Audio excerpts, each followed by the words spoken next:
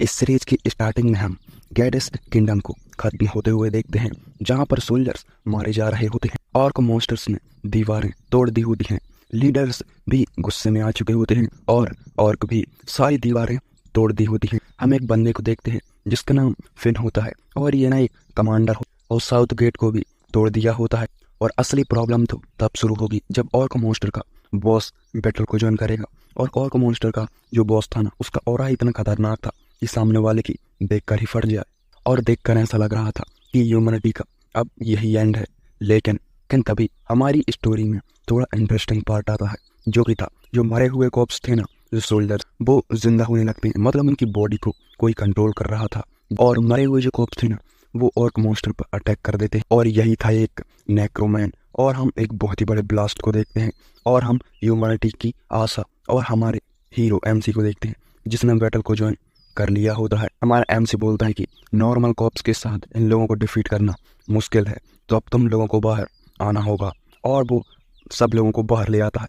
मतलब कि जो भी ना हाई रैंक के जो डीमन थे, वो एक पीछे से अपना एक डंजन ओपन करता है, जिससे उसके कंट्रोल में जो भी जो मॉन्स्टर वगैरह थे वो बाहर आने लगते हैं। हमारा एमसी बोलता है कि अब मेरी बारी है। को मॉन्स्टर के बॉस को एक मेंबर को देखते हैं जिसने एक बहुत ही बड़ा ब्लास्ट किया होता है, जिससे जो सारे जो बुल्लस थे ना, वो भी मारे जा रहे होते हैं। और हम ना हमारे एमसी के बीस्ट को देखते हैं जिसने ऑर्क मॉन्स्टर के बॉस पर अटैक किया होता है। और तभी एक दूसरा ऑर्क मॉन्स्टर आता है और बॉस पर ना सीधे उसकी चेस्ट पर अटैक कर देता है। और हम एक बहुत ही बड़े डिस्ट्रॉय को देखते हैं। जो भी हमारे एमसी के पास जो मॉन्स्टर वगैरह है, हम उनमें से सबसे काबिल मॉन्स्टर को देखते हैं, जिसे देखकर जो ह्यूमन सोल्जर और कमांडर थे सारे हैरान रह चुके होते हैं। और वो बोलते हैं कि वो अकेला ही वॉर के मैदान का रुख बदलने में कामयाब रहा भी कहा जाता है। मतलब कि हमारा जो एमसी है वो ब्लैक मैजिक का यूज़ करता है। और मॉन्स्टर बॉस बोलता है, मैंने कभी नहीं सोचा था कि ये नॉर्मल कॉप्स की लाशें मुझे रोकने पर मजबूर कर देंगी। और एमसी बोलता है कि फाइनली ये एक यूजलेस बॉडी और वो भी वॉर में एंटर कर जाता है। और वो एक बहुत ही बड़ी स्लैश के साथ एंटर करता है। लेकिन तभी ये ऑर्क मॉन्स्टर के पीछे खड़ा एक बहुत ही बड़ा बीस्ट उस स्वॉर्ड को वहीं पर पकड़ लेता है और हमारे एमसी का जो हाथ था वहीं पर काट देता है। लेकिन हमारा एमसी भी कम नहीं होता, वो उसे पल भर में रीजनरेट करता है और अपनी स्वॉर्ड को पकड़ता है और वहीं पर एक डिस्ट्रॉय कर देता है, जिसकी चपेट में मॉन्स्टर के सामने एक हड्डियों से भरा वह एक डीमन जो टाइप था वो बना देता है। और हमारा एमसी बोलता है और ज़्यादा स्ट्रांग होने की ज़रूरत है। और ज़मीन से हम देखते हैं तो जो हड्डियाँ थी वो निकल रही होती हैं। दुनिया में मेरे लिए जो अनमोल है, मुझे उसके लिए स्ट्रांग होना होगा। और हम दूसरे पल देखते हैं हमारे एमसी की पूरी बॉडी पर एक हड्डियों का एक कवच बन जाता है। मॉन्स्टर का बॉस चिल्लाते हुए बोलता है कि आओ ग्रेट वॉरियर, जो इस दुनिया को बदलना चाहता है, आओ और इसे बदल दो। और हम दो बहुत ज़्यादा बड़े ब्लास्टों को देखते हैं, जिसे देखकर जो नील था वो भी हैरान हो चुका था। देखते हैं कि जो हमारा एमसी था वो ऑर्क मॉन्स्टर के बॉस पर हावी हो रहा था।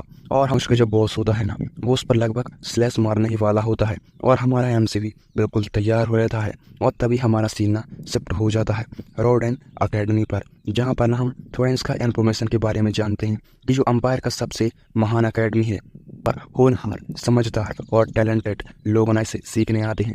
पर हम एक हमारे एमसी के ना एक सेंसे को देखते हैं। मतलब ये सिर्फ नाम का सेंसे है। बोलता है, सोचने के लिए तुम उस दिन का जो बॉडी है वो याद नहीं रखते हो, लेकिन पिछले वीक हमारा थोड़ा कम काम हुआ था। तुम सब जानते हो कि ब्लैक मैजिक में कितना ज़्यादा नेक्रोमैंस लगता है। और किसी को इस बात का पता चल गया तो वो लोग मुझे मार। ब्लैक मैजिक एक सर्कल को देखते हैं जहाँ पर एक बॉडी रखी होती है और उसका सेंस से बोलता है, पीछे हट जाओ, अब मैं स्टार्ट करने वाला हूँ। और वो जैसा ही स्टार्ट करता है तो उसकी जो पूरी की पूरी जो बॉडी थी ना, वो हड्डियों के ढांचों के अलावा और कुछ नहीं बचता। उसका सेंस से बोलता है कि आज यही हम इसे खत्म करेंगे, तो इसे साफ कर दो और वापस ऊपर चले जाओ। एमसी को देखते हैं जो कि उस सर्कल को भी साफ कर देता है। और वो एक बुक को उठाता और बोलता है, आखिरकार यही तो एक जगह है जो ब्लैक मैजिक से रिलेटेड मेरे को जो बुक्स हैं ना वो पढ़ने के लिए मिलती हैं। और हमारा जो एमसी है ना, वही इसी अकेडमी में पढ़ता है। और वो बोलता है, मुझे मेरा जो ट्रैवलर्स खर्चा भी उसने नहीं दिया। मतलब कि जो उसका सेंस है ना, वो बहुत ज़्यादा ख़राब है, ये बेकार है और मुझे नहीं पता कि इसे बाहर कैसे निकला जाता है। और मैं तुम्हें बता दूं, जो हमारा एमसी है ना, वो एक अनाथ है। और वो अपना इंट्रोड्यूस देता है कि मेरा नाम एडियस कॉर्नवेल है और मैंने 3rd ईयर्स में पढ़ता हूँ। और हम उसके डार्क पास्ट को जानते हैं। वो बोलता है कि मैं एक नॉर्मल सा आदमी हूँ जो कि स्ट्रांग लोगों के लिए हमेशा के लिए उनके पीछे रहता है और अकेडमी की सबसे खराब रेंगने वाला तीसरे दर्जे का मेरे को एक विलन भी कहा जाता है। और इस तरह का किरदार जैसे कोई निभाना ही नहीं चाहता हो, उसे मैं निभा रहा हूँ। लेकिन फिर भी ये कुछ नहीं है, मुझे एडीएस बनकर ही जीना होगा। कहूँ तो मेरा असली नाम मैं क्या तो नेरसी है, और मैं महान पाप की इस दुनिया में एंटर कर चुका हूँ। और मैं स्पेशल लोगों का एक मेंबर हूँ, जहाँ पर इस समाज के जो भी लोग हैं वो कोई नहीं बन सकता, उसका मेंबर मेरे को बनना पड़ा। एडीएस था ना, वो अपने डार्क पास्ट का याद करते हुए फिर कंटिन्यू उसका पास्ट जो था हम जानते हैं कि, और मेरे लिए जो एकमात्र चीज़ है ना, जो मेरे दिल ने उसे संभाला, जो कि था मैं सब कुछ भूल कर अपने गेम में डूब गया मैं।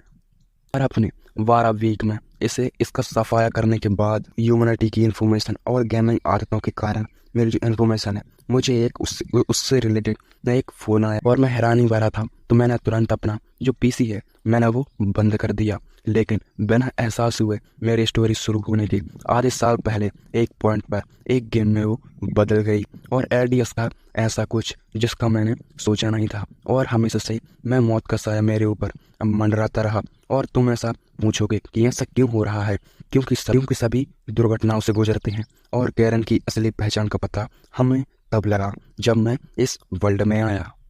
तो फिर मैं मेन कैरेक्टरों से जुड़ने से क्या मैं बच पाऊंगा? ये एक ऐसी चीज़ है जो 13 वीक तक खेलने पर मुझे स्पेशल अवेलेबिलिटी पर मैं भरोसा कर सकता हूँ। हमारा सीन प्रेजेंट में आ जाता है और हमारा एमसी बोलता है, मतलब एडीएस बोलता है, तुमको मैजिक और स्वैडमैन दोनों का यूज़ करने में ये सब तुमको कायम बनाता है। और इसमें कोई शक नहीं है कि इसमें से किसी एक पर फोकस कर तुम इस वर्ल्ड में जिंदा रह सकते हो।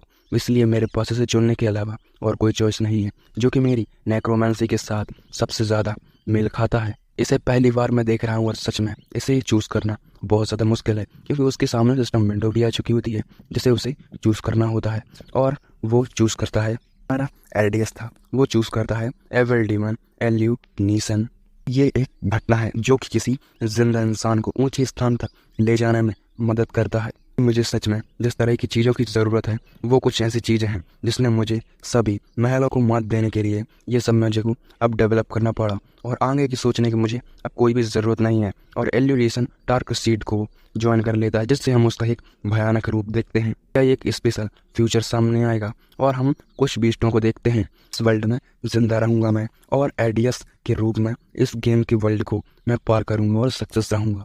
सुबह हो जाती है, हमारा एमसी सोकर उठा होता है। एडीएस बोलता है, मेरे पास एक ऐसी चीज़ है जो कि नेक्रोमेंसी है, और मेरे पास कुछ गुण हैं जिनको मैंने चुना है। स्थान की ओर जाने से पहले मैं कुछ रिसर्च रूम के पास रुकूंगा, और मैं अपना टाइम वेस्ट बिल्कुल भी नहीं कर सकता हूँ। मुझे जितना जल्दी हो सके उतना जल्दी स्ट्रांग होने की ज़रूरत है। और कैरन के अलावा अनगिनत लोग हैं जो मुझे मार सकते हैं। और हमारा जो एमसी था ना एडीएस, रिसर्च लूप में आ जाता है और उसे 3 से 4 जो ब्लैक मैजिक की जो बुक्स थी वो मिलती हैं। और वहीं पर एक लेडी होती है ना जो कि कैद होती है, वो बोलती है, क्या तुम मुझे यहाँ से निकालने में मेरी मदद करोगे?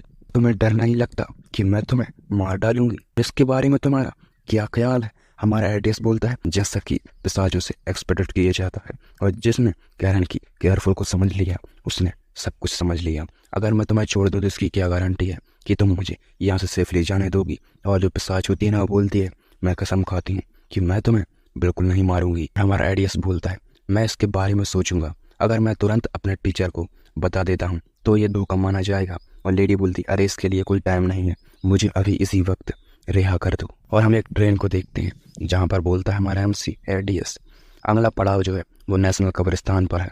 अभी हम हार्टफेल स्टेशन की राइट ओर जा रहे हैं, और हमारे एमसी को देखते हैं जहाँ पर वो बक्सा लेकर एक कब्रिस्तान की ओर बढ़ चुका होता है। बोलता है, ये सच में एक मेज की बॉडी। और हम वहाँ पर कब्रिस्तान के भीतर एक बंदे को देखते हैं जब बोलता है, क्या तुम फॉलोअर्स हो?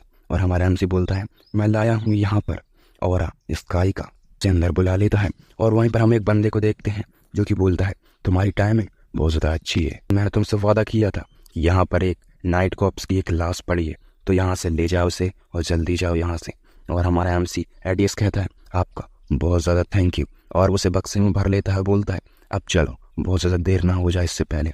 वो एक और लाश को देखता है जो कि दफन होती है, मतलब उसके ऊपर के हिस्से को। बोलता है, ऐसा लगता है जैसा मैंने पहले इस पत्थर का नाम कहीं पर देखा है। और बिल्कुल नहीं, क्या यही और मास्टर निकल का है? और हम मास्टर निकल के बारे में जानते हैं कि ऐसा आदमी जिसने स्वॉर्ड को चलाते हुए अपनी अलग अलग ट्रेनिंग की और भले ही उन्होंने अपना जो पूरा लाइफ है ना वो स्वॉर्डमैनशिप को दे दिया और वो ऑरा मास्टर के नाम से भी जाने जाते हैं। वो ओल्ड एज के कारण मर गए और यही इसीलिए मुझे हैरानी है कि वो अभी भी अच्छी एबिलिटी वालों की वो लोग हो सकते हैं। और हमारा जो एडीएस था ना उस बंदे से पूछता है कि सर पैमॉन, और पैमॉन बोलता है क्या तुम दूसरा बॉडी चाहते हो? तुमको कैरन की परमिशन जो है वो लेनी पड़ेगी, प्लीज तुम मेरी सिचुएशन के बारे में समझो। हमारा एमसी कहता है क्या होगा अगर मैं तुम्हें इसे अंगूठी दे दूँ और तुम बदले में मुझे तुम वो लाश दे दो? एडीएस फिर बोलता है मेरे पास अपनी इस पुरानी अंगूठी के अलावा और कुछ भी नहीं है और ये नाइक्रोमेंसी के रिजल्ट के लिए सबसे ज़्यादा मायने रखती है, इसलिए मैं खुशी से सब पेश कर दूंगा और मैं इसे खासकर अपने मास्टर से छिपा लूंगा।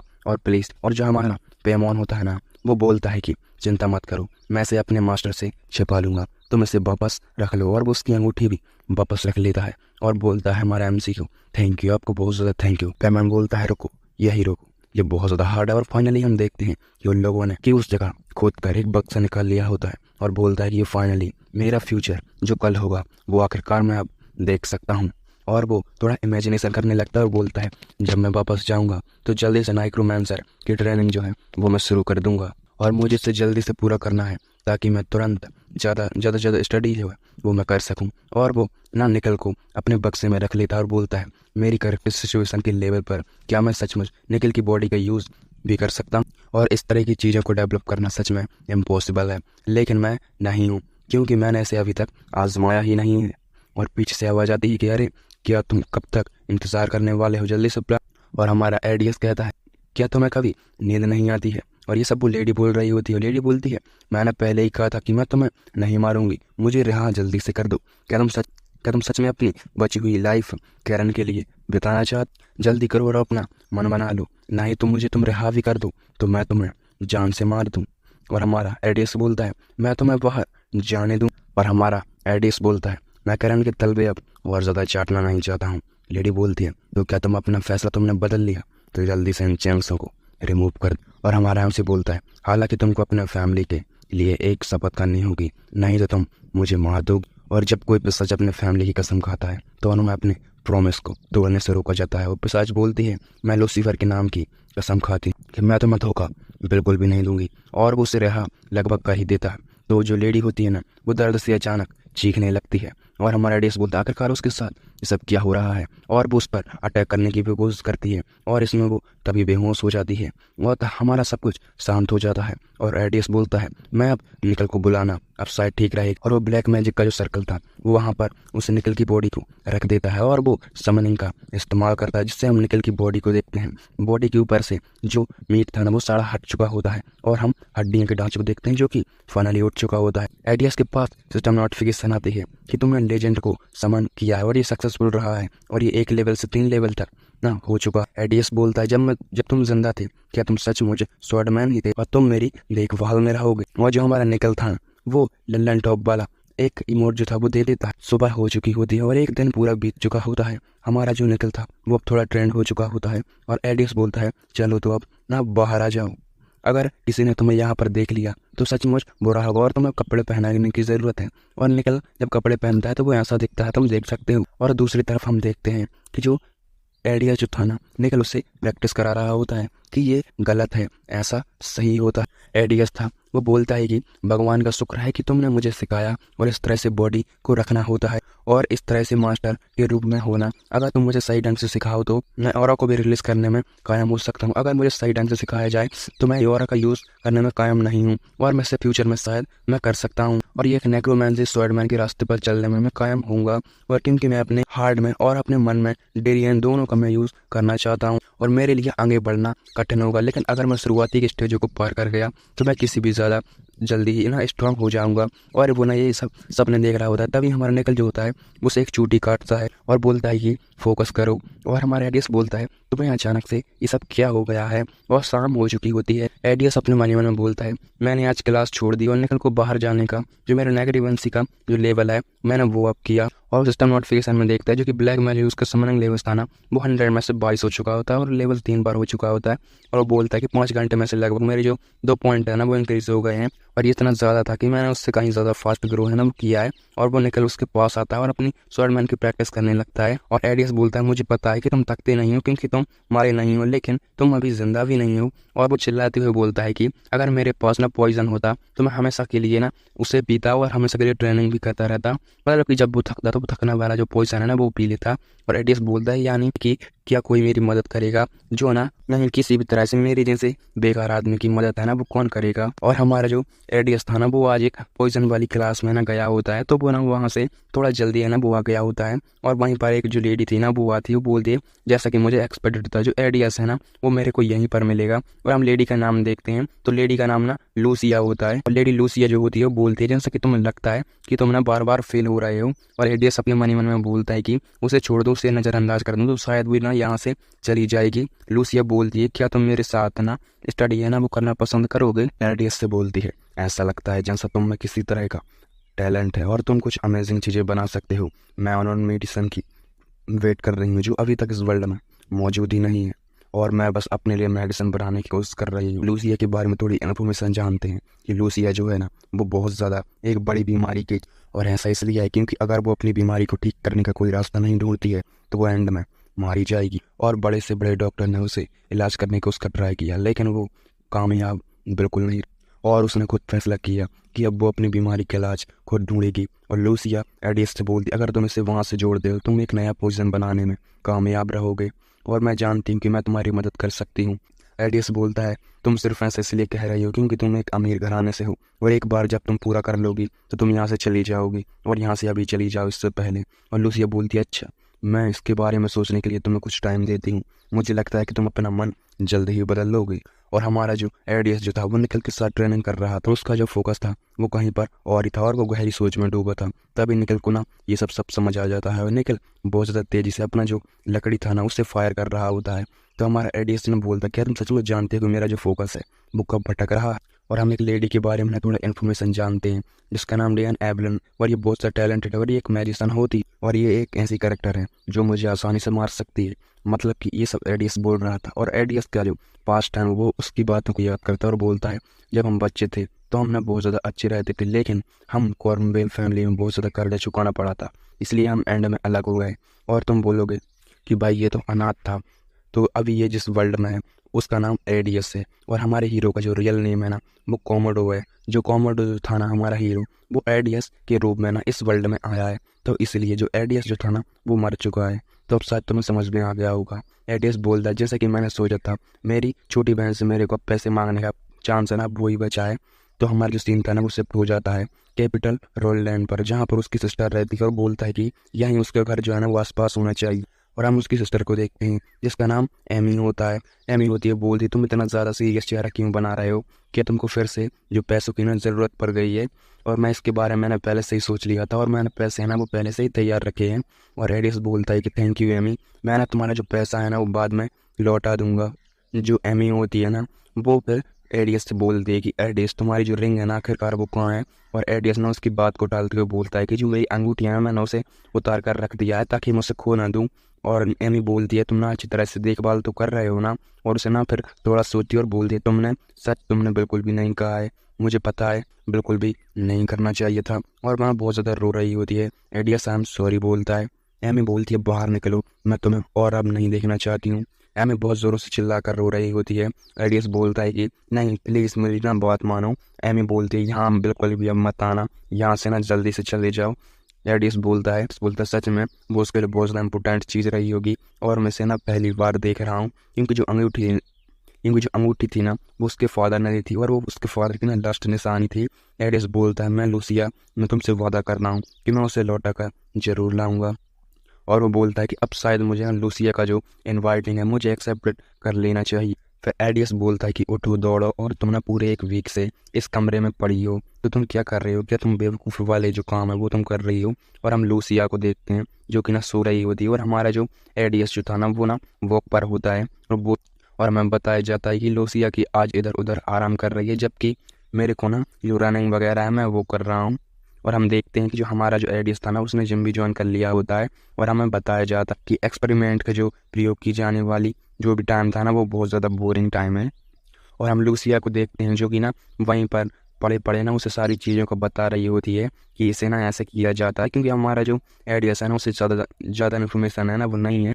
और हमें फिर से ना बताया जाता है कि इसे ना सच में बहुत ज़्यादा सटीक है। और कभी कभी इसमें मैं इसकी प्रॉब्लम की जड़ तक पहुंच जाता हूं और हम देखते हैं कि उसका जो एक्सपेरिमेंट था ना वो आखिरकार वर्किंग हो जाता है। उसे सिस्टम नोटिफिकेशन आती है कि तुमने टैलेंट पॉइजन ब्रूक ऑर्डिनरी को ना एक्टिवेट किया है, और मतलब कि ये तुमने ना कंप्लीटेड कर लिया है। और वो अपने सिस्टम नोटिफिकेशन को ना हटाता है और बोलता है ये ना इम्पॉसिबल था, तो इसका जो कोई साइड इफेक्ट है वो तो बिल्कुल नहीं है। और वैसे भी मैं इसे ना अब सेव करने वाला हूँ। और जो लूसी होती है बहुत ज़्यादा खुश हो जाती है और बोलती है मैं इसे इस्तेमाल क्या कर सकती हूँ, और हमारा जो रिक्वेस्ट है वो हम एग्जामिनेशन कम्युनिटी को तुरंत कर देते हैं। और इसके बारे में तुम्हारा क्या ख्याल है?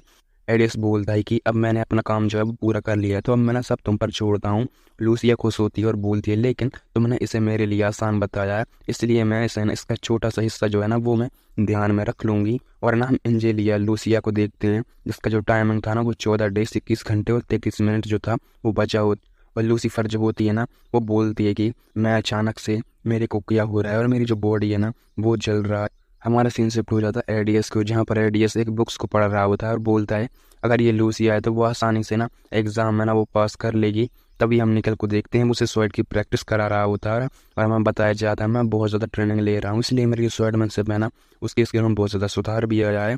और हम एक स्कूल ट्रिप को देखते हैं जहाँ पर हमारा वो जा रहा होता है। वो एडियस के साथ ना बहुत सारे जो एकेडमी के सारे बच्चे थे ना वो भी जा रहे होते। और एकेडमी के अगर बच्चों के बारे में कहूँ तो ना वो एडियस से कहीं ज़्यादा ताकतवर। और एक जो लेडी होती है ना एक दूसरी लेडी से बोलती है क्या तुमको लगता है कि इस बार जो मेरिट का टाइम है ना वो और मैं ना रिक्वेस्ट करती हूँ कि जो सारे जो ग्रुप के लोग हैं ना वो रैंडम राइट ही होंगे, और अगर तुम लकी हुई तो तुमको भी ना इसका एहसास वो हो जाएगा और तुमको कोई चुनने के लिए मेरिट के लिए मिल जाएगा। और वो लेडी बोलती है मुझे हैरानी है कि इससे कोई फ़र्क नहीं पड़ता, लेकिन मेरी जोड़ी किसके साथ बनती है मुझे ना इससे ना कोई ज़्यादा फ़र्क नहीं पड़ता। तभी ना उन सबका लीडर है ना वो बोलता है कि 1 मिनट में हम ऑकलैंड स्टेशन पर ना हम पहुंचने वाले हैं, तो सभी लोग तैयार हो जाओ। और ना हम ऑकलैंड स्टेशन पर एक लेडी को देखते हैं जहाँ पर वो बोलती है कि हर एक के ग्रुप में एक ग्रुप के कॉम्पेस को देखें तो उसमें ना 3 स्टूडेंट है और उसमें से ना एक वॉरियर है, और जो परमानेंट एक स्टूडेंट रहेगा जिसमें ना मैजिक डिपार्टमेंट और सुपर सोर्स का ये सब ना हो। और मैं से ना अब एक्सेप्ट करती हूँ कि इसमें पूरा करने वाला का जो ग्रुप है ना वो मंडे का टाइम होगा, और इसमें ना भाग लेने वाले के लिए तुम सबको ना एवरीवन को ना सारी को गुड लक। और अकेडमी की जो मेरी कैरन और अलावा इसके ना बहुत ज़्यादा विलन है, और इसमें ना बहुत ज़्यादा जो ट्रेनिंग है ना इसमें बहुत ज़्यादा ग्रुप है जो कि मुझे मार सकते हैं। और हम 2 लोगों का इंट्रो देखते हैं जिसका नाम और फर्स्ट का नाम हजार होता है और सेकंड का वी1 होता है। जो वी1 है ना वो एक लेडी है, तो सर कंफ्यूज मत होना। और हर कोई प्लीज़ जिंदा रहने का जो ट्राई है ना वो यहाँ पर करेगा। और हम एक लेडी को देखते हैं इस ग्रुप की कैप्टन होने वाली, और हम लेडी के बारे में इंट्रो देखते हैं कि ये ना पास के फ्यूचर में सबसे कम उम्र वाली ना एक और मास्टर बनने के अलावा इसका जो करेक्टर है ना वो वाकई बहुत ज़्यादा लाजवाब है। और इसका जो स्किल है ना वो सच में मुझे डर है कि इसका जो मतलब कैरेक्टर की जो चीज़ है ना वो बहुत ज़्यादा डिफ़िकल्टी बनाता है। वो लेडी जो होती है ना वो कैप्टन लेडी वो बोलती है कि मेज तुम्हारे जैसा क्या मजाक है, मुझसे तुमने ये सब मजाक मत करो।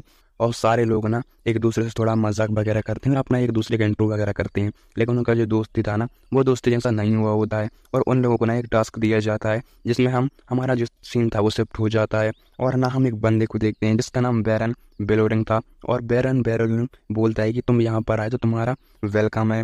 जो बैरन था ना बोल रहा है ये शर्म की बात है कि इतना ज़्यादा ये ना घटना है ना वो घट गई। और जो हमारी कैप्टन होती है ना वो वहाँ पर बैठी होती है और वो बोलती है कि इस इन्फॉर्मेशन के लिए बहुत बहुत शुक्रिया, और मैं जानती हूँ कि इसकी जो सिचुएशन है ना वो क्या अभी क्या चल रही है। और जो थ्रम विलेज है ना उसका जो भतीजा है ना वो लापता हो गया था। और जो बैरन था ना वो बोल रहा है कि मुझे बस इतनी सी इन्फॉर्मेशन जो है ना वो पता है। और लेडी जो होती है ना कैप्टन लेडी वो उसका शुक्रिया अदा करती है। तभी उसका एक जो बावर्ची टाइप था ना वो वहाँ पर आता है और बोलता है कि माय लॉर्ड यंग मास्टर। और बस इतना बोलते ही ना अचानक से वो सीरियस हो जाता है, वो वहाँ से उठ जाता है और उसकी जो नज़र थी ना वो हमारे एडियस पर ही थी। और बैरन बोलता है कि मुझे कुछ काम याद आ गया है तो मैं ना आपसे माफ़ी मांगता हूँ और आपको ना बेस्ट ऑफ लक। और हम थोड़ा एक्यूपमेंट का देखते हैं जहाँ पर लेडी ने ना स्वर्ड को ले लिया होता है और कैप्टन लेडी बोलती है कि तो क्या अब हमें ना आज ही निकलना होगा। और ये लोग ना जा रहे होते हैं 7 हैंड पर। एडियस जो होता है ना वो कैप्टन लेडी से बोलता है क्या तुम्हें नहीं लगता कि इनकी इन्फॉर्मेशन के हिसाब से हमारा जो कॉन्टैक्ट वो टूट गया,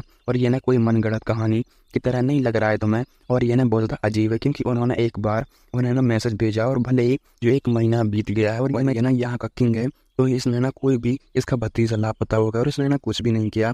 और जब हमने उन्होंने ना रुकने के लिए मना कर दिया तो ऐसा लग रहा था कि मानो उनकी जो प्लानिंग है ना वो शायद फेल हो गई हो। और सबसे बढ़कर वो ना बहुत ज़्यादा चिंता में लग रहे थे और उनका काँपना और उनकी सांसें और उनका बर्ताव हल्के इशारे महसूस कर रहे थे। और हमारा सीन सेट हो जाता है। इस जो कैप्टन और एडीएस वैनन और हजार निकल चुके होते हैं और अचानक से एडीएस के मन में थोड़ा हलचल होने लगता है। एडीएस बोलता है, हम जैसे जैसे उस विलेज के करीब पहुंचते जा रहे हैं और मेरा जो मन है ना वो आखिरकार नहीं सा बर्ताव है ना वो क्यों कर रहा है और बोलता है कि क्या चल रहा है। और अचानक से हम दूसरे पल देखते हैं कि जो बंदा था ना वो घोड़ों को लगातार रोकने में लगा था, लेकिन जो घोड़े थे ना वो नहीं रुक रहे थे। और अचानक से हमारी कैप्टन लेडी होती है ना वो थोड़ी हटके होती है, वो वहीं पर उसे ना वहाँ पर किक करती है और उस दरवाजे को ना वहीं पर तोड़ देती है और बोलती कि अब हम बहुत ज़्यादा लेट हो चुके हैं। और वो बोलते कि हर कोई ना यहाँ से कूद जाए और वो सारे लोग ना कूद जाते हैं।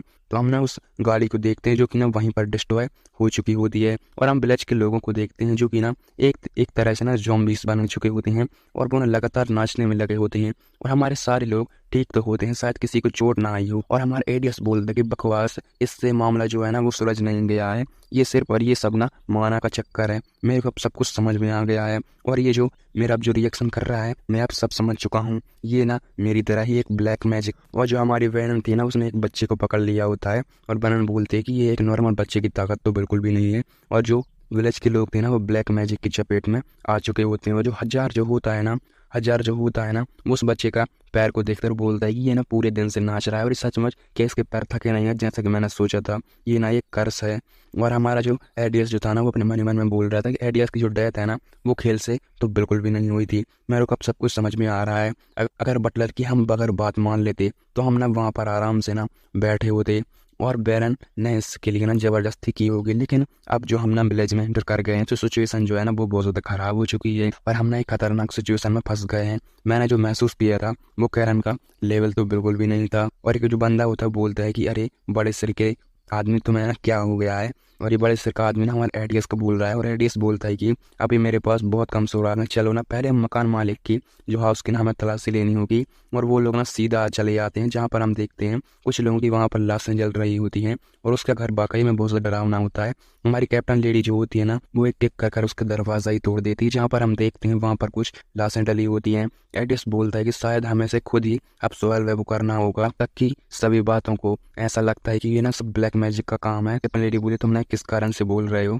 एडीएस बोलता है, ऐसा लगता है जैसे कि कोई यहाँ लोगों की फीलिंग्स को बढ़ा रहा है और मैजिक पावर के लिए ये सब ना इधर उधर ये सब कर रहा है। और कैप्टन लेडी होती है बोलती है, आखिरकार ब्लैक मैजिक का जो फोर्स है ना उसकी फीलिंग्स ही हैं, तो शायद मकान मालिक की भी डेथ हो वो कर दी गई हो। आखिरकार उन अपराधियों को पकड़ने के लिए हमें ना सच्चाई का पता अब लगाना होगा। और बोलते हैं कि इस हवेली का ना हर एक हिस्से को खोजो और देखो कि यहाँ पर क्या है।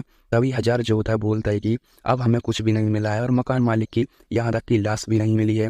वैनन बोलती है कि हजार थोड़ा बाहर तो देखो जरा। और हम जैसे ही बाहर देखते हैं जो विलेज के सारे जो लोग थे ना वो उस घर में एंटर कर चुके होते हैं, वो क्योंकि वो ना मौत के प्यासे हैं और वो किसी को भी नहीं इस टाइम पर मार सकते हैं। और कैप्टन लेडी होती है वो बोलती है कि अभी ना इस खोज को बंद करो और जो ये जो घर है ना इसे अभी इसी वक्त छोड़ दो और हजार जाओ और बचने का जो रास्ता है वो ढूंढो। और हजार जैसे ही बाहर जाता है तभी ना सीढ़ियों पर उससे वो लोग मिल जाते हैं और वो बोलते हैं कि ये ना पहले से ही जो सेकंड फ्लोर पर ना आ चुके हैं और वो हजार को पकड़ लेते हैं। तभी एक जो बंदा होता है ना वो वहीं पर एंट्री लेता है और अपनी शॉट से लोगों को मारने लगता है। तो बंदा चिल्लाती है, बोलता है कि अब तुम क्या कुछ करने नहीं वाले हो। तभी हमारा जो एड्रेस था वहीं पर एक एक्सप्लोर करता है और तभी अचानक से ही हमारे आइडियाज़ को ना कुछ महसूस हो जाता है जिससे वो कांपने लगता है। और जैसा ही वो देखता है एक बंदे को, मतलब उसका जो टीममेट था ना जो हजार को बचाने के लिए आया होता है, वो वहीं पर ना बेहोश पड़ा होता है और उसे ना सिर्फ एक ही आवाज़ सुनाई दे रही होती है ब्लैक लाइट में कि क्रिस्टोफरी है, क्रिस्टोफरी। और कैप्टन लेडी चिल्लाते हुए बोल रही होती है, तुम ये सब क्या कर रहे हो, तुम उठो बड़े सिर के आदमी। और उन्होंने उसे अपने पीठ पर बैठाती और बोलती, यहाँ से बाहर निकलो वैनन, जल्दी से खिड़की तोड़ो। और वैनन जो था वहीं पर एक किक करता है और उस खिड़की को तोड़ देता है। वो लोग भाग चुके होते हैं। एडियस को भी थोड़ा थोड़ा होश आ गया होता है। एडियस बोलता है, अभी मेरे पिछले ऑपरेशन से ये सब ना अभी टाइम उसमें बचा हुआ है। और जो एडियस था ना वो ग्रेस का यूज़ करता है और अर्थ शील्ड का भी, जिसमें से वो एक बहुत ही बड़ा डिस्ट्रॉय कर देता है। कैप्टन लेडी बोलती है कि तुम्हारे साथ कुछ है और तुम अकेले ही इसे संभाल सकते हो। क्या तुम अपने माना को ना ऐसे लापरवाही से यूज मत करो। क्या तुम उस ब्लैक मैजिक की उस जगह को ट्रैक कर सकते हो। एडियस बोलता है मुझे लगता है कि अगर मैं अभी करूं तो मैं उसका पता लगा सकता हूं। और माना वो डिटेक्शन का यूज करता है जिसमें वो उस एक घर का पता लगा देता है जहां पर वो बंदा था। और एडियस बोलता है मुझे वो फाइनली मिल गया है। एडियस सभी चिल्लाते हुए बोलता है कि ये जो घर है ना वो हमारे यहाँ से 100 मीटर दूर है और जल्दी करो।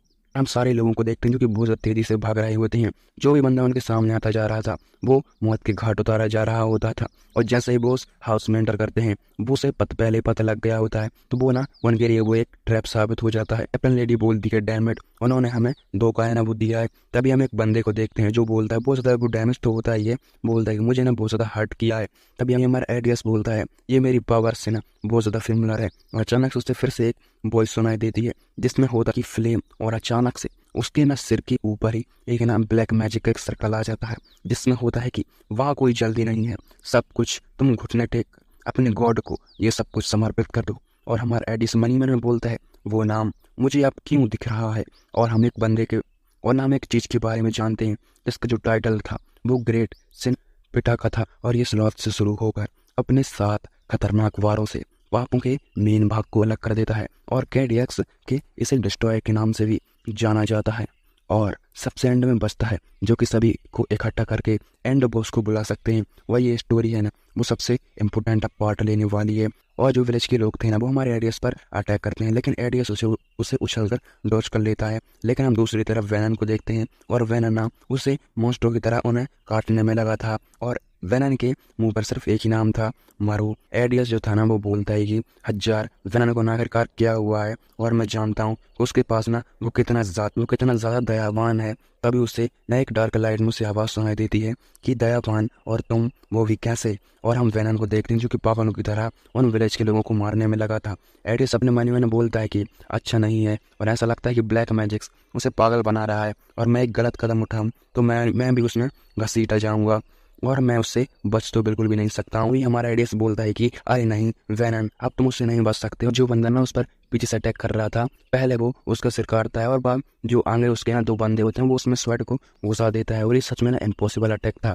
तभी हमारा एडियस बोलता है क्या हुआ, मेरी जो एक चीज़ है ना वो मैं भूल रहा हूँ और वैसे भी मुझे कोई परवाह नहीं है कि वैसे भी कोई मेरी उम्मीद पर कायम होगा। हम एक बंदे को देखते हैं जो कि एक घर पर ना बैठा होता है और वो बोलता है कि तुम बहुत ज़्यादा मेरे को शांत लग रहा हो। तभी हमारा एडियस बोलता है मैंने सोचा कि बॉस के आने का टाइम जो है वो तो हो जाए तब मैं कोई रिएक्शन दूँ और मुझे नहीं पता कि तुमको इतना जो कॉन्फिडेंस है ना वो कहाँ से मिलता है।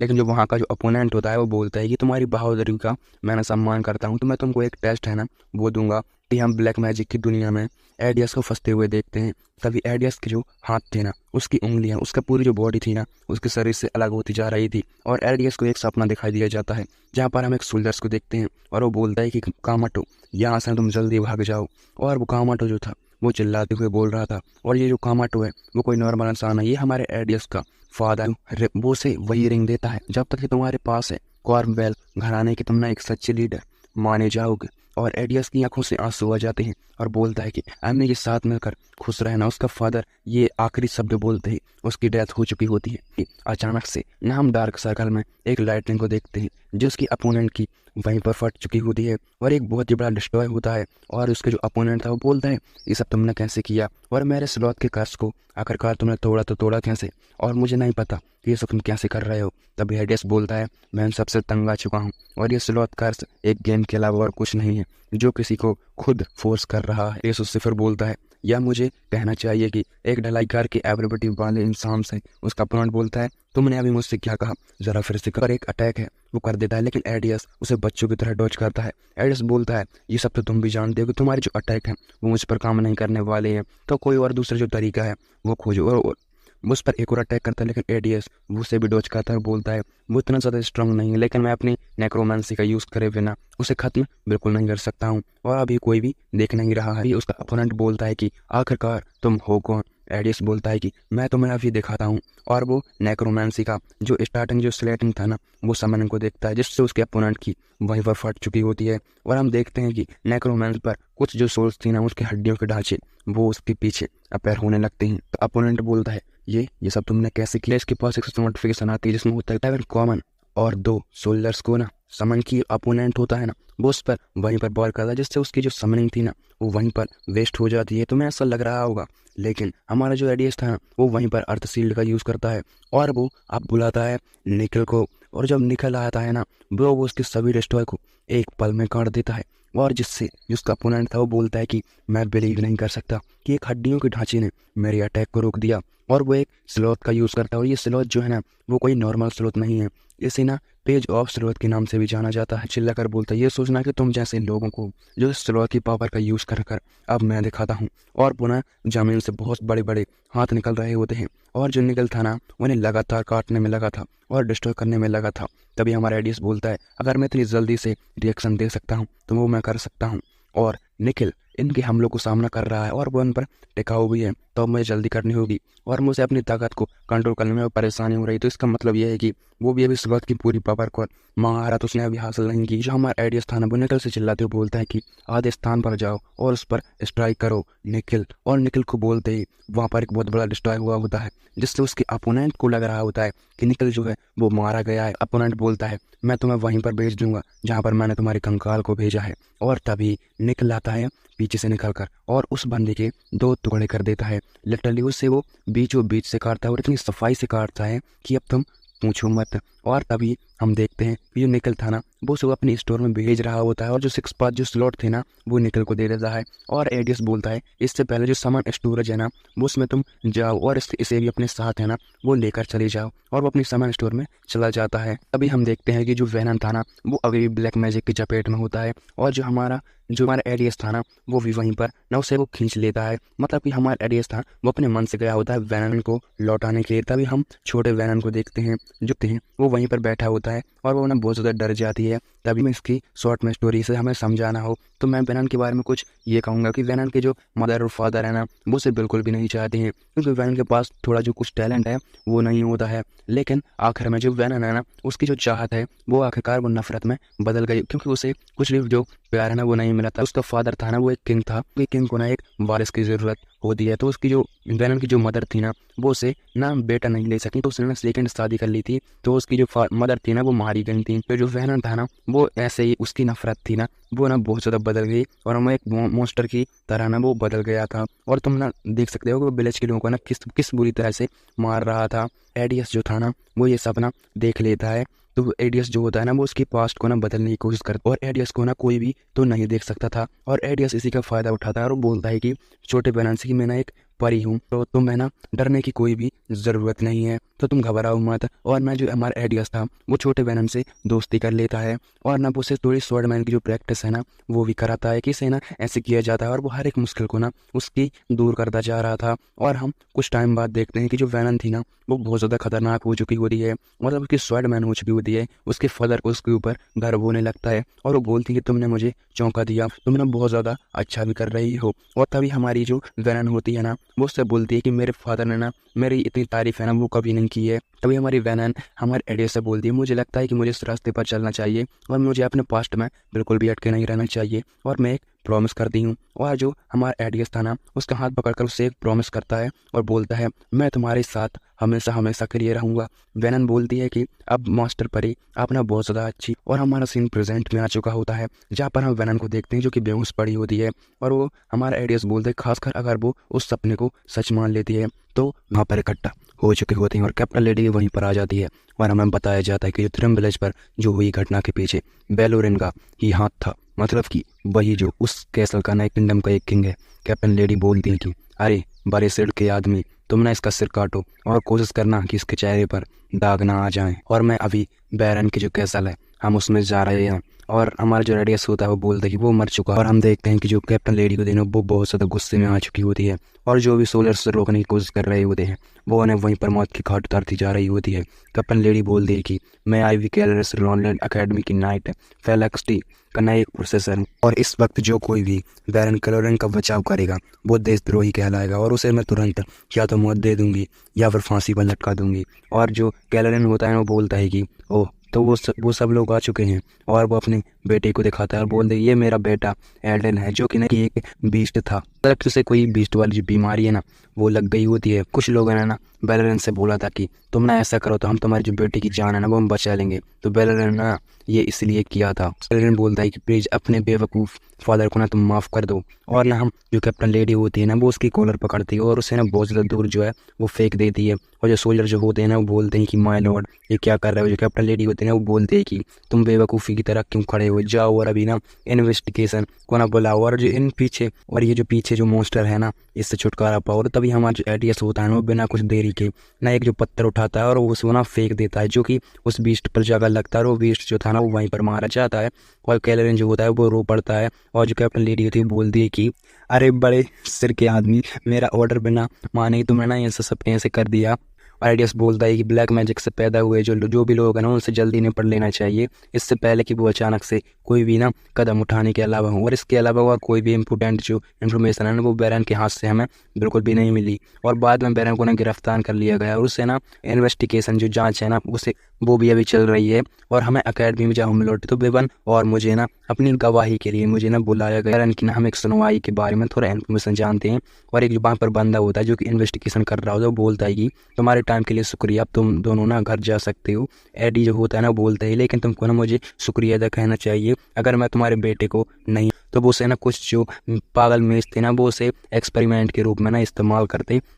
बैरन जो होता है बोलता है क्या तुम उसे कष्ट झेलने के लिए जिंदा नहीं रहने देना चाहते थे, मैंने तो सही कहा है ना। एडिस होता है बोलता है कि पर ये तुम किस बारे में बात कर रहे हो, मैं लगभग इस तरह से तो मैं बोलता ही हूँ। और क्योंकि जो वेनन है ना वो सब परी कहकर बोल रहा था इसलिए ना ये बोल रहा है। जो वेनन होता है बोलता है लेकिन तुम ना बिल्कुल उसी के जैसे ना और तभी ना वहीं पर लूसा आती है और वो बोल देगी कि एडस तुम ना देखो तुम बहुत ज़्यादा पॉपुलर है ना वो हो गए हो और मैंने सुना है कि तुम्हें ना रिवार्ड भी मिल रहा है, तो प्लीज़ तुम ना मेरे को एक जो भोजन है ना वो मेरे को करा दो। और एडिस बोलता है कि जो हमारा जो इनाम है ना वो मेरे को बांटना होगा वेनन के साथ। और लूसा बोल दी कि क्या तुम वही हो जिस पर मैंने फोकस किया था, तुम वेनन वेलकन हो जो कि नाइट फ्लैक्स ईयर का जो है एक स्टूडेंट है, मैंने तुम्हें वेलकम करो। और वो दोनों ना अपना इंट्रोड्यूस वगैरह जो वो दे लूसावती है बोलती है वैसे मी तो मैं कल जादुई मीनार के पास मिलूंगी, अगर तुम वहाँ देर से आए तो मैं तुम्हें बिल्कुल भी माफ़ नहीं करने वाली हूँ। और हमारा सीन शिफ्ट हो जाता है मैजिक टावर मतलब जादुई मीनार की ओर, जहाँ पर हम देखते हैं कि एडिस और जो लूसा थी ना वो वहाँ पर आ गए।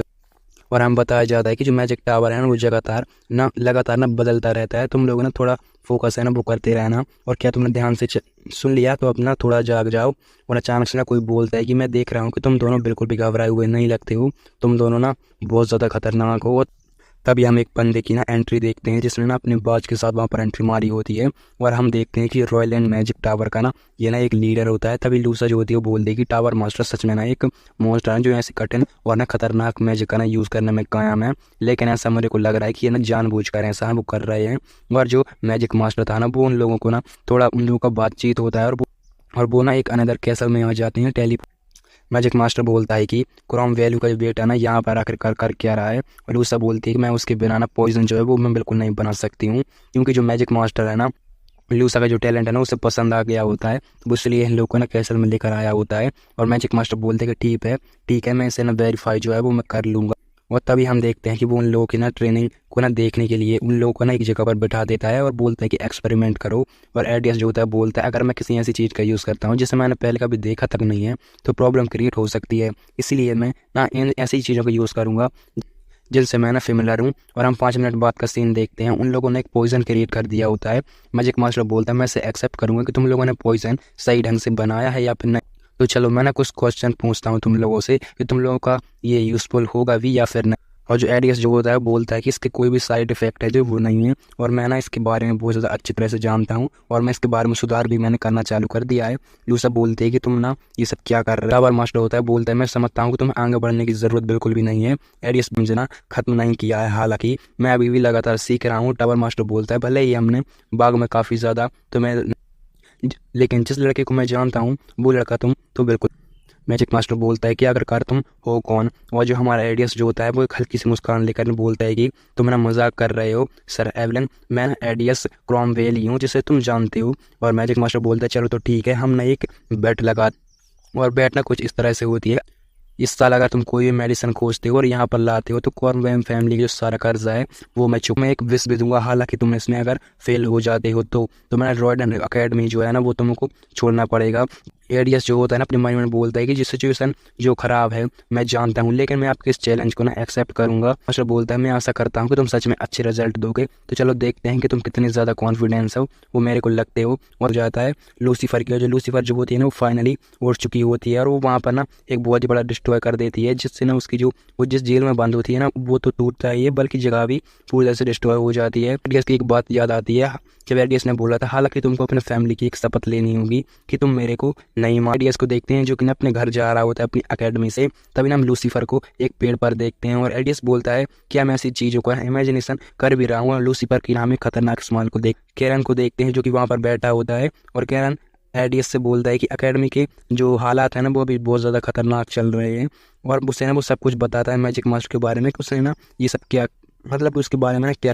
कैरन बोलता है कि एंड में जो एग्जाम खत्म होने के बाद तुरंत तुम मुझे रिपोर्ट है ना वो तुम मेरे को से ना एक जो सीक्रेट बात है वो तुम कर रहे हो और तुम ना मेरे स्टूडेंट की तरह व्यवहार है वो तुम क्यों नहीं कर रहे हो। और ऐसा लगता है कि आज ना हम ये स्पेशल टॉपिक है ना उस पर बात करने वाले हैं। और वो ना उसी कमरे में जाते हैं जहाँ पर जो लूसीफर कैद होती है और वो अपने कमरे की हालत को देखता है तो पूरी तरह से डिस्ट्रॉय हो जाता है। और एडीएस जो होता है बोलते हैं ऐसा लगता है कि मेरा जो भी काम था ना वो सक्सेस आखिरकार रहा है। और अफसोस की बात तो यह है कि हम उसे मिल नहीं पाएंगे। अब वो ना एक अच्छी नमूना थी जो कि हमें हंसाती रहती थी। और कैरन जो होता है बहुत ज़्यादा गुस्से में आता है और चिल्ला रहा होता है। इस बोलता है कि अब मैंने स्लॉथ का जो पेज है वो मैं किसी न लाऊंगा। तो एडीएस ना अपने घर की ओर लौटता है, तभी हम लूसीफर को देखते हैं जो कि उसके गर्दन को पकड़ लेती है।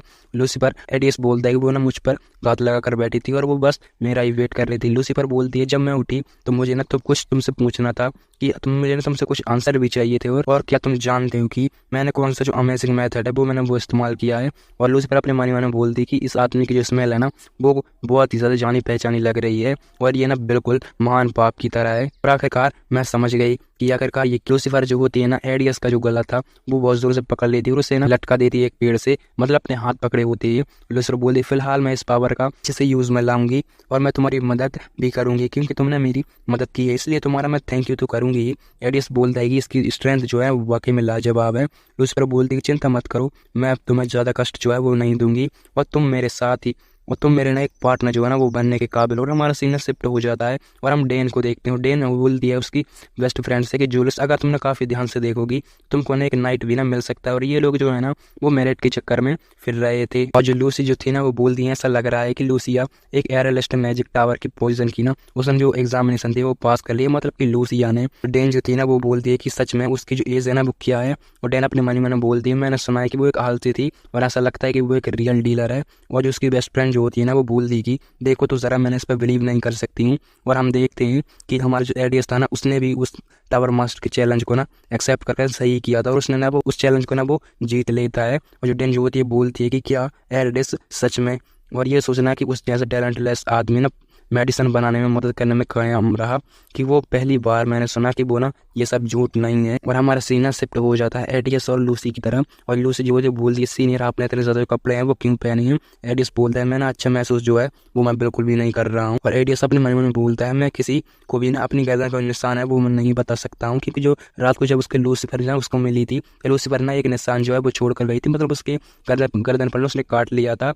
और एडीएस अपने मन में बोलता है उसने ना एक निशान छोड़ा है और मेरे उसके स्मेल के बारे में कुछ कहा था और आखिरकार वो किस बारे में बात कर रही थी मेरे को कुछ समझ में नहीं आ रहा है। और उसने अचानक मेरी गर्दन पर काटा और वो अचानक से गायब भी हो गए। टीचर होता है बोलते हैं ऐसा लगता है कि तुम अपने मेडिसिन के कारण बहुत ज़्यादा थक गए और मैंने तुमको पहले से जो सिचुएशन है ना वो मैं जानता हूँ, तो तुम ना घर वापस है वो लौट सकते हो। और जो हमारा एडीएस जो था ना वो उसे जाने ही लगता है और वो उसे थैंक यू भी बोलता है। और जो मास्टर जो था ना वो बिना किसी काम के एक क्रेडिट लेने की सोचता है, मतलब कि थोड़ा पॉपुलर होने की। हमारा एडीएस जो था ना वो उसे साफ शब्द में उसकी बेइज्जती कर उसे मना कर देता है और बोलता है कि चुप रहो और मेरे जूते चाटो, मुझे पता है कि क्रेडिट की ज़रूरत दूसरों को होती है, अब मुझे नहीं। मतलब जब एडीएस पॉपुलर वगैरह बिल्कुल भी नहीं हुआ था तो ये जो टीचर्स वगैरह ना इसके साथ अच्छा बर्ताव है ना वो नहीं करते हैं। और हम एक बंदे को देखते हैं जिसका नाम ना वो होता है और वो के साथ ना जो एक बंदा जो होता है ना वो बोलते हैं कि रिपोर्ट में कहा गया है कि इस मेडिसिन का क्रिएट ना इस बंदे ने किया और जिसका नाम मतलब कि केन क्रोम का बेटा। और क्या उसने ना स्टार्टिंग से ही उसमें मेडिसिन बनाने का जो टैलेंट था और बोलता है कि ये ने बहुत ज़्यादा इंटरेस्टिंग है और ये सब ना वो बोल रहा होता है। और वो ना उसके असिस्टेंट से बोलता है अगर ऐसा है तो उसमें ना कोई टैलेंट का जो अवेकन है उसने कर लिया होगा और इसका आइटम को छोड़कर ना उस पर ही ध्यान दो। और हमारा सीन ना दूसरी तरफ शिफ्ट होता है और जहाँ पर एक बंदा बोलता है कि इस साल का एंड अवार्ड सेरेमनी है ना वो सब कैसा चल रहा है। उसका असिस्टेंट जो होता है वो बोलता है कि बिल्कुल आपके प्लानिंग अनुसार ये सब चल रहा है माय लॉर्ड। और एडियस क्रोमवेल ने ही ना ये सब जीता है, वरना वो बंदा जो था ना वो बहुत ज़ोरों से हंस रहा होता है। इसका हमें नाम तो नहीं पता, हमें आगे पता लग ही और शाम हो चुकी होती है और हम एकेडमी में देखते हैं जहाँ पर जो हमारा एडियस जो था ना वो चलते हुए जा रहा था। उससे सामने कैरन दिखता है और वो हमारा जो एडियस होता है अपने मन में बोलता है कि आखिरकार वो वापस आ ही गए मास्टर। और ऐसा लगता है कि वो अपनी ट्रेवलर से ना वापस आ गए हैं मास्टर। और कैरन जो होता है बोलते कल दोपहर तुम मेरी ना रिसर्च। और हमारा जो एडियस जो होता है बोलता है कि ठीक है मैं अब ना सब कुछ समझ चुका हूँ। और ना वो एक शॉर्ट को ना एक परचेस करने के लिए आया होता है एक स्टोर में। और वो बोलता है इस तरह का जो लड़का जो सोचता है कि मेरे पास कुछ भी नहीं है, मुझे नहीं लगता कि वो मुझसे लॉट ऑफ फेस छीनने की ना मेरे से वो कोशिश कर सकता है, इसलिए बेहतर होगा कि मेरे पास ना एक वेपन ही हो। और हमारा जो एडियस जो होता है ना उस बंदे से बोलता है उस स्टोर के ओनर से कि मेरे को ना ये चाहिए। और तभी वहाँ पर कोई आता है और बोलता है कि एडियस और ये ना हमारी डेन होती है। और डेन जो होती है बोलती है कि तुम लोग आर के यहाँ पर ना क्या कर रहे हो, और तुम तो ना एक मेज हो, तुम मेज को ना एक स्वॉर्ड की जरूरत क्यों पड़ सकती है। और हमारा जो एडियस जो होता है बोलता है कि आत्मरक्षा के लिए मुझे कम से कम एक जो वेपन है ना वो तो होना ही चाहिए। इस उसे पूछता है कि ये जो बॉक्स है ना वो किस लिए है।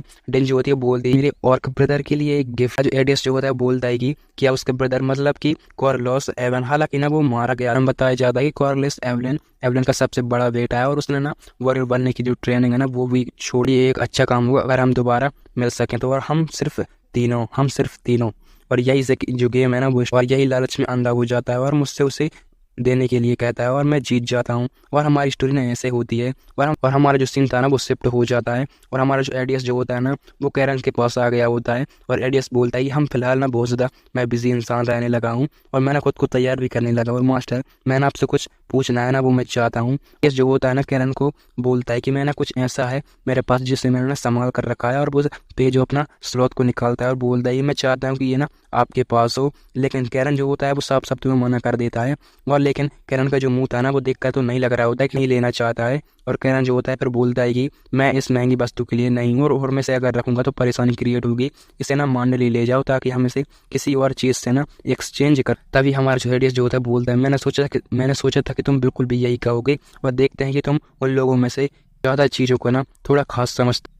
और कैरन जो होता है बोलता है कि हमें इस वीक में ना एंड में मांडली जाना है तो तुम ना थोड़ा तैयारी वगैरह कर लो, हम ना जल्दी ही निकलने। और मुझे पूरा यकीन है कि जो पेज ऑफ स्लॉथ है ना लेकिन धक्का मुक्की की नौबत अगर आ गई तो मुझे ना एक ढाल की ज़रूरत भी ना पड़ सकती है। और ना हम सीधे चलते हैं जब वो लोग ना स्लॉथ को लेकर कैरन और एडियस ने स्लॉथ को लेकर निकल पड़े होते हैं। तभी हम एक घोड़ा गाड़ी को देख इस पर जो निकल जो था ना वो उस घोड़ा गाड़ी को ना चला रहा होता है। तभी एक बंदा जो होता है ना वो घोड़ा का मुंह पकड़ लेता है और वो ना उन लोगों के पास आता है और बोलता है कि तुम लोग क्या मांडली में जा रहे हो, अगर मैं तुम्हारे साथ सवारी करता हूँ क्या तुम्हें कोई प्रॉब्लम नहीं होगी।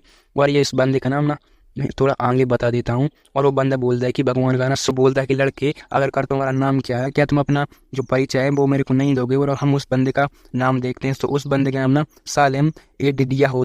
और जो हमारा एडियस जो होता है ना वो फिर मन में बोलता है कि वो किस बारे में बात कर रहा है। वो इस तरह से कह रहा है जैसे कि उसे पता है कि क्रोमवेल जो फैमिली के बारे में उसे ना कोई रहस्य जो है ना वो पता है। तब इस सेलेम बोलते हैं ऐसा लगता है कि जैसे इस बच्चे को कुछ भी पता नहीं है। अच्छा तो फिर मैंने तुम्हें एक स्पेशल जो फ्री की एडवाइस है ना मैं तुमको देता हूँ कि जितना ज़्यादा स्ट्रगल हो सके वो तुम उतना करना। और वहीं पर उन्हें एक बंदा और मिल जाता है और वो लोग ना सारे एक टीम में बन जाते हैं, वो लोग बढ़ जाते हैं। और जो बंदा जो आया होता है ना नया वो बोलता है ये सोचने के लिए तुम ना सेलम के साथ यहाँ पर आए हो। सेलम बोलता है कि चुप रहो, तुम्हारी सांसों से ना बदबू आ रही होता है। बोलता है कि सर सेलम ने देखा कि हम ना मांडली आ रहे हैं तो वो लोग हमें रास्ता दिखाने आ गए। और सेलम जो होता है बोलता है कि वहाँ पर देखो जो इतनी ऊंचाई पर जो जगह है ना वो चुनी। ऐसा लगता है कि यहाँ कुछ ना लालची जो ब्लैक में वो यहाँ पर जब सेलेम यहाँ पर है तो एडियस को चुराने की हिम्मत मेरे सिवा और कौन कर सकता है। और जो हमारा सेलम जो था ना वो वहीं पर वो बोलता है कि तो अब चलो देखते हैं कि कितने ज़्यादा जो ब्लैक मेज यहाँ पर हैं। वरना वो वहाँ पर अपने छड़े को ऐसे ही पटक देता है तो पूरी जगह पर जो उसकी लाइटनिंग जो थी ना वो फैल जाती है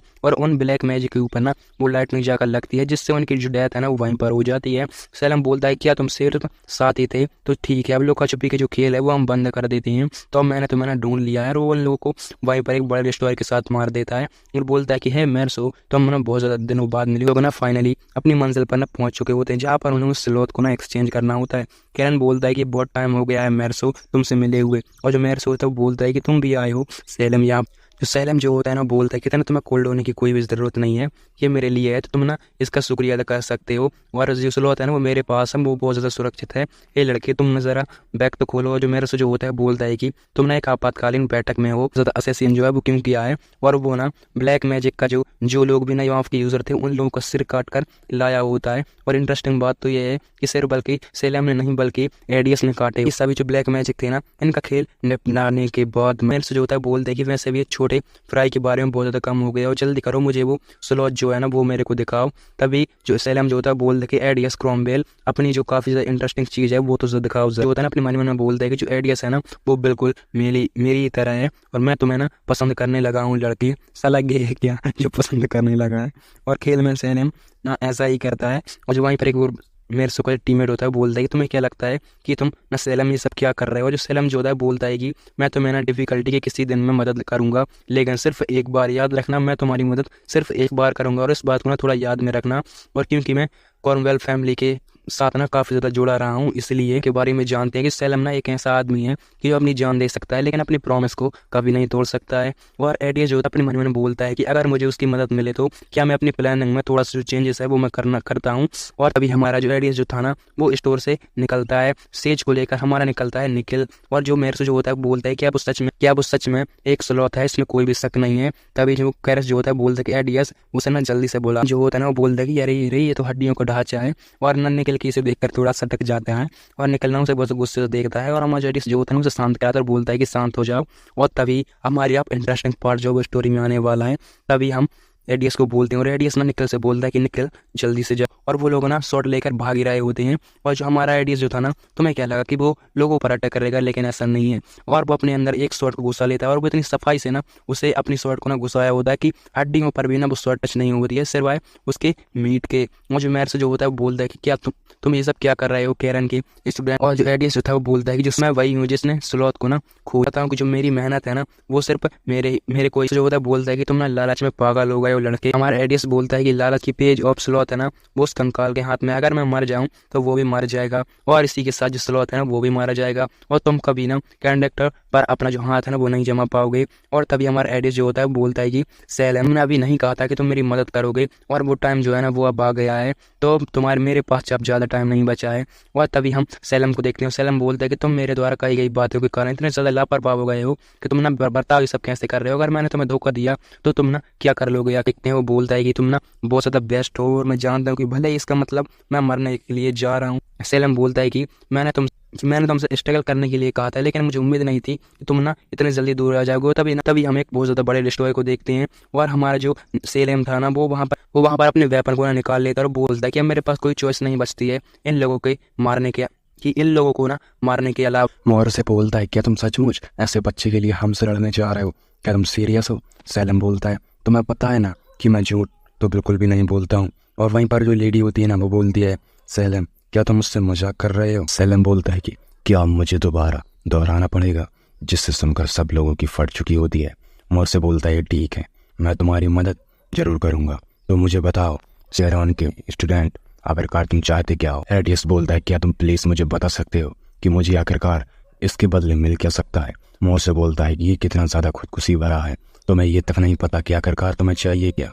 मोर से उसे बताता है मुझे लगता है कि यहाँ की तुम्हें जो लाशें हैं ना वो मिल सकती है, लाइक फॉर्मेर की जो परी और टाइगर किंग मेलन और त्यूमर वगैरह वगैरह। और वो बताता है कि ये ना फर्स्ट ग्रेड की है तो तुम्हें इनकी ज़रूरत तो पड़ेगी। वहीं पर एक जो बंदा होता है ना वो बोलता है कि वो लाश पहले ही बेची जा चुकी है, अगर तुम उन्हें ना बेच दोगे तो जो हमारा पहले वाला डीलर है वो ना गुस्सा हो जाएगा। और हमें बताया जाता है क्या तुम कह रहे हो कि उन लाशों को नाइक्रोमैंसी में पहले ही फेंक दिया गया। और हमारा एडीएस जो होता है वो मैंने बोलता अगर मैं उससे उलझाऊँ तो जो चीज़ें हैं ना वो प्रॉब्लम क्रिएट करेंगी, तो मुझे हार मान लेनी चाहिए। तभी उन लोगों का मास्टर वहाँ पर आता है, मतलब कि मोरसों का मास्टर बोलता है मुझे कोई भी इससे आपत्ति नहीं, तुम इससे ले जा सकते हो। जैसे उनका सारे लोग हैरान हो जाते हैं। उनका मास्टर जो था वो एक मक्खी होता है। चरण जो होता है बोलता है कि एडीएस के पास अभी तक उन लाशों को संभालने के लिए जो एबिलिटी है वो नहीं है। उसका जो मास्टर होता है बोलता है कि मैंने जो कहा मुझे कोई आपत्ति नहीं है, कैरन तुम वहाँ से उस बैग को ना ले जाओ जिसमें वो लाशें रखी। और हम देखते हैं कि उस बैग में ना क्या क्या होता है, तो तुम देख सकते हो। अगर आसान भाषा में कहूँ तो उसमें कुछ पॉइजन होता है और उसमें कुछ जड़ी बूटियाँ होती हैं और उसमें होती है फेयर क्वीन और तैमूर कॉप्स होता है। तैमूर जो होता है बोलता है कि बच्चे क्या ये तुम्हारे लिए वाकई में हेल्पफुल होंगी। एडियस बोलता है कि हाँ, ये मेरे लिए बहुत ज़्यादा वैल्यू रखती है। एडियस कुछ सोचने लगता है और बोलता है पॉइजन बना सकता हूँ, लेकिन ये कई 100 मिलियन की वसीयत के लायक है और मैं लूसिया को इलाज के लिए इसके लिए चुन सकता हूँ। मॉर्सर जो होता है बोलता है कि तो ठीक है, जो अब वो पेज ऑफ स्लॉथ है वो मुझे सौंप दो। और एडियस होता है बोलता है बिल्कुल।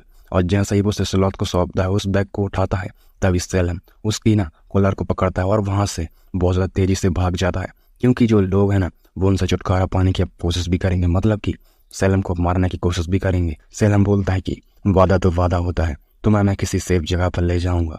एडियस बोलता है मैं अकेडमी वापस जाना चाहता हूँ, प्लीज़ मुझे यहाँ के जो भी पास में जो रेलवे है वहाँ पर छोड़ दो। सेलम बोलता है अकेडमी रॉयल तो ठीक है, अब हम वहीं चल रहे हैं और जब तक तुम जिंदा रह सकते हो मैं तुम्हें बता देता हूँ कि तुम्हें तभी पता चलेगा कि तुम आखिरकार कौन हो। और हम सीधे चलते हैं। एडियस जो था वो सारी लाशों का नेक्रोमेंसी कर रहा होता है और उस कॉप्स की और उस परी की नेक्रोमेंसी हो चुकी होती है और उसे वहाँ से एक बुक भी मिलती है जिस बुक का नाम मैरून ब्लैक मैजिक टॉम होता है। और ये कोई नॉर्मल बुक नहीं होती, ये हाई लेवल की स्किल की बुक होती है जो कि बहुत ज़्यादा खतरनाक है। इसमें इतना ज़्यादा होता है कि जॉरन की जो लाइब्रेरी है ये इन्फॉर्मेशन उसमें भी नहीं मिल सकती है। अगर मैं इसे पढ़ूँ तो आज मिली जो मेरी कॉप्स की जो बॉडी है मैं उनमें हाई लेवल की जो समनिंग है वो ले पाऊंगा। और तभी हम देखते हैं कि उसमें उसे एक ट्रिक और मिल चुकी होती है जो कि था निकल को थोड़ा डेवलप करना। और जो निकल जो होता है अपने अंदर थोड़ी सी एनर्जी को महसूस करने लगता है। तभी वहाँ पर कोई आ जाता था जो निकल जो था वो स्टोर में अपने चला जाता है और हमारा जो सीन था वो सीधा शिफ्ट हो जाता है सैलम और सैलम के नाना पर। और सैलम का जो नाना होता है उसे सब कुछ पता चल गया होता है कि मॉर्सी के साथ उसने क्या क्या किया है। और सैलम का जो नाना होता है वो हमें नेक्रोमेंसी के बारे में बताता है कि नेक्रोमेंसी जो है वो एक अमरता की खोज है जो कि बहुत ज़्यादा खतरनाक है। और हम उसी के पास्ट को जानते हैं जो कि वो अपने एक लाइफ स्टोरी के बारे में बता रहा होता है, मतलब लव स्टोरी के बारे में। और हम बताया जाता है कि नेक्रोमेंसी जिन्हें हम प्यार करते हैं उन्हें हम अमरता के लिए खोज सकते हैं। सैलम जो होता है बोलता है ऐसा लगता है कि केन के अलावा जो क्रॉमवेल फैमिली में एक नया रिश्ता तुम ढूंढ रहे हो और अगर मैं तुम्हें मजबूर करूं तो मुझे तुम जवाब भी नहीं दोगे, इसलिए मैं गिव अप कर देता हूं। उसका नाना बोलता है कि लड़के या तो मुझे जानने की एक्साइटेड हो और तुम उसके बारे में क्या सोच रहे हो। सैलम बोलता है मुझे पता है कि तुमने अभी क्या देखा है और ताक झाक करने के बाद तुम बता सकते हो कि वो ज़ॉम्बी बग है। और मैं सच में जानता हूँ कि वो लड़का जो है वो बहुत ज़्यादा पागल है और सच कहूँ तो मुझसे भी ज़्यादा पागल है। और हम दूसरी तरफ देखते हैं कि जो लूसिया के जो फादर जो होते हैं वो उनसे मिलने आया होता है हमारा एडियस। और लूसिया के जो फादर होते हैं उसका नाम ऑली टंगन होता है। और जो उनकी जो डील हुई होती है मैं बताया था कि 100 मिलियन की जो डील एडियस जो होता है एडियस के हिस्से में 1.8 बिलियन मतलब कि 1.8 अरब जो रुपए जो होते हैं वो आए हो। तभी उसके जो फादर होते हैं बोलते हैं कि वे हार्ट अटैक की तरह है, जो मुझे यकीन नहीं हो रहा कि तुमको इतनी ज़्यादा जो बड़ी अमाउंट है वो मिली होगी। और अच्छा है कि तुमने मेरे से बिजनेस डील किया और ये पहली बार है जब लूसिया किसी फ्रेंड को घर लेकर आई है, तो मैं तुम्हारी कहानी सुनना चाहूँगा। तो चलो हम थोड़ा डिनर कर लेते हैं। और हमें 1 मंथ बाद का सीन दिखाया जाता है और हमें बताया जाता है कि क्रॉमवेल की मतलब जो हमारे एडियस की जो पूरी की पूरी जो बस्तियत है वो 3.5 बिलियन हो चुकी होती है। अगर आसान भाषा में कहूँ तो 3 अरब से ज़्यादा। और हम बताया और हमारा जो एडियस जो होता है वो निकल चुका होता है वहीं पर जहाँ उसे प्लेबन मिला होता है, मतलब कि जहाँ से वो निकल की बॉडी को लाया होता है, क्योंकि वो उस अंगूठी को वापस लेना चाहता था। और हम सीधे चलते हैं वहीं पर प्लेबन के घर पर हमारा सीन शिफ्ट हो जाता है। एडियस जो था वहीं पर बैठा होता है और जो प्लेबन ने एक गार्ड को रखा होता है जो कि उसकी आत्मरक्षा के लिए होता है। और हमारा जो एडियस जो होता है प्लेबन से बोलता है कि मुझे वो रिंग दे दो, मैं तुम्हें बहुत सारे जो पैसे हैं वो दे दूंगा। और जो प्लेबन जो होता है वो उससे मना तो करता है, लेकिन वो उसके बदले उसके लिए थोड़े जो पॉइजन्स है वो लेने के लिए डिमांड करता है। और जो प्लेबन जो था वो हमेशा से उस अंगूठी को नहीं देना चाहता था। और हमारा जो अब जो सीन है वो फाइटिंग पर उतरने वाला है। और जो प्लेबन का जो गार्ड था वो बोलता है कि प्लान मुझे लगता है कि अब मेरा काम जो है वो यहीं पर हो गया है। और एडियस जो होता है वो भी अपने निकल को बाहर निकालता है और बताता है कि ज़रूर मैं इस नाटक से अब बहुत ज़्यादा थक चुका हूँ, जिससे प्लेन की तो फट चुकी होती है। लेकिन उसके गार्ड का कोई भी रिएक्शन नहीं मिल रहा है क्योंकि उसने अपने ऊपर एक मास्क को लगाया हो। और हमें सिस्टम नोटिफिकेशन में बताया जाता है कि स्लॉथ जो है वो तुमने लेजेंडरी निकल की जो लाइफ है और वो अंडर 5 टायर पर है, मतलब कि 5 लेवल पर ही तुम इसे कह सकते हो। और जो टायर सिल्फ है mastery sword special from sloth का है। हमारा जो निकल होता है पलब झपकते से कम टाइम में प्लेबन के बहुत ज़्यादा पास आ जाता है। तभी उसका जो गार्ड जो होता है वो उसको ना वहीं पर ब्लॉक कर लेता है। और रेडियस जो होता है ना बड़े मजे से इस खेल को देख रहा हो। हम इस वीडियो को ना यहीं पर एंड करने वाले हैं। अगर इसका सेकंड जो चैप्टर है ना वो चाहिए हो तो बता देना, क्योंकि इसके जो चैप्टर्स है ना वो 99 और अभी हमने तो अगर तुम्हें इसका सेकंड पार्ट चाहिए तो कमेंट अभी ओपन है, तो उसमें जाकर कमेंट करो कि नेक्स्ट पार्ट। तो नेक्स्ट पार्ट जो है ना वो चैनल पर आ जाएगा। और अगर चैनल पर नए हो तो सब्सक्राइब कर देना और वीडियो अच्छी लगी हो तो लाइक कर देना। तो मिलते हैं अगली किसी ऐसी ही वीडियो में। अभी के लिए सायोनारा।